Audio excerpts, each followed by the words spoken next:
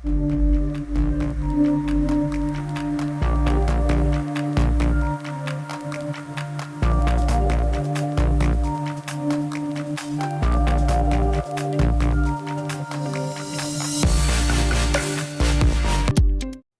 আলাইকুম। আজকের ভিডিওতে সবাইকে স্বাগতম। রাজধানীর ঢাকা রিপোর্টার্স ইউনিটিতে আজ শুক্রবার এক সংবাদ সম্মেলনে 11 থেকে 20 গ্রেড সরকারি চাকরিজীবী ফোরাম নতুন ও বৈষম্যমুক্ত নবম পে স্কেল ঘোষণার দাবি জানিয়েছে। সংবাদ সম্মেলনে ফোরামের সভাপতি মোহাম্মদ লুৎফর রহমান, সাধারণ সম্পাদক মাহমুদুল হাসান, সিনিয়র সহসভাপতি মোহাম্মদ কুদ্দুস মোল্লা এবং অন্যান্য নেতৃবৃন্দ উপস্থিত ছিলেন। করা হয় তাহলে আমাদের যে এই সচিবালয়ের সাথে 30 বছরের একটা বৈষম্য আমাদের অধিদপ্তর। ফোরামের সভাপতি মোহাম্মদ লুৎফর রহমান বলেন, সরকারি কর্মচারীরা দীর্ঘদিন প্রায় 10 বছর ধরে নতুন পে স্কেল থেকে বঞ্চিত। আমরা দেশের উন্নয়ন যাত্রায় অবদান রাখছি, কিন্তু ন্যায্য প্রাপ্য পাচ্ছি না। আগামী 31 ডিসেম্বরের মধ্যে বৈষম্যমুক্ত নবম পে স্কেল ঘোষণা করতে হবে, অন্যথায় কর্মচারীরা রাস্তায় নামতে বাধ্য হবেন। তিনি আরো বলেন, দেশকে মধ্যম আয়ের দেশে পরিণত করতে হলে 11 থেকে 20 গ্রেডের কর্মচারীদের বাদ দিয়ে তা সম্ভব নয়। পেটে ভাত না থাকলে সেবা করা যায় না। ফোরামের সাধারণ সম্পাদক মাহমুদুল হাসান বলেন, 2015 সালের পে স্কেলে ব্যাপক বৈষম্য ছিল। আমরা চাই নবম পে কমিশন এমন একটি কাঠামো প্রস্তাব করুক যাতে কর্মচারীদের মধ্যে কোনো বৈষম্য না থাকে।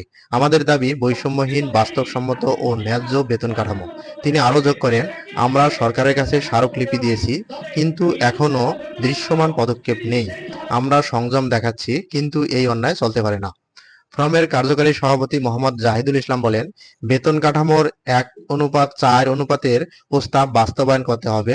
সর্বনিম্ন বেতন 32,000 টাকা এবং সর্বোচ্চ 1,28,000 টাকা করলে কর্মচারীদের জীবনমান টিকিয়ে রাখা সম্ভব হবে।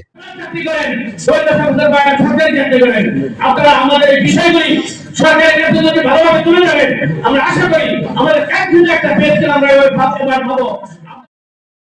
সিনিয়র সভাপতি মোহাম্মদ কুদ্দুস মোল্লা বলেন, আমরা চাই টাইম স্কেল ও সিলেকশন গ্রেড পুনর্বহাল করা হোক, নিয়োগ বিধি অভিন্ন করা হোক এবং পেনশন 100% নিশ্চিত করা হোক। এছাড়াও অন্য প্রতিনিধিরা বলেন, ঢাকায় বাড়ি ভাড়া ভাতা মূল বেতনের 80% করা হোক এবং চিকিৎসা, শিক্ষা, ইউটিলিটি, টিফিন ও যাতায়াত ভাতা বর্তমান বাজার দরে নির্ধারণ করা হোক। ফোরামের 5 দফা দাবি: 1. বৈষম্যহীন বেতন কাঠামো ঘোষণা। 2. সর্বনিম্ন ও সর্বোচ্চ বেতন অনুপাত 1:4। 3. টাইম স্কেল ও সিলেকশন গ্রেড পুনর্বহাল। 4. এক ও অভিন্ন নিয়োগ বিধি বাস্তবায়ন। 5.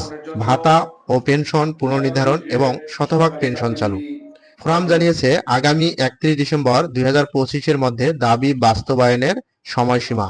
এরপরও দাবি পূরণ না হলে তারা বৃহত্তর আন্দোলন কর্মসূচি ঘোষণা করবেন। তিনি আমাদেরকে লিখিতভাবে দাবি দেওয়া উপস্থাপন করতে বলেছিলেন। তিনি বলেছিলেন, রাস্তায় আন্দোলনের দরকার নেই, আপনাদের যে দাবি দেওয়া আছে আপনারা লিখিতভাবে আমার দপ্তরে উপস্থাপন করুন। আমি আপনাদের দাবি দেওয়ার বিষয়ে সম্পূর্ণ ওয়াকিবহাল আছি।